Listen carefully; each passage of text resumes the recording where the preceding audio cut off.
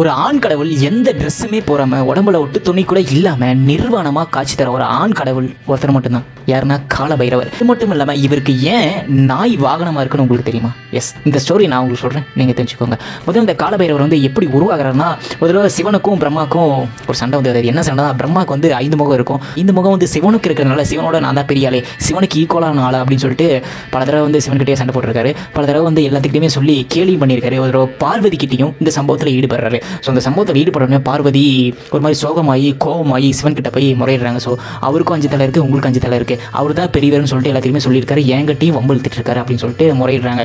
So இதை கேட்டுக்கிட்ட சிவன் போய் பிரம்மா கிட்ட கேட்குறாங்க, இந்த மாதிரி பண்ணுற அப்படின்னு சொல்லிட்டு கோபமாக கேட்குறாங்க. பிரம்மா வந்து ஆமா நான் அப்படி தான் பண்ணுவேன், உங்களுக்கு 5 தலை எனக்கு 5 தலை அப்படின்னு சொல்லிட்டு அவரும் வயசு அவளாட விட ஆரம்பிக்கிறாரு. ஸோ அப்போ தான் சிவன் வந்து காண்டாகி தன்னோட கையால் பிரம்மாவோட இன்னொரு முகத்தை, அதாவது 5வது முகத்தை பிச்சு கிள்ளி எடுத்துடுறாரு.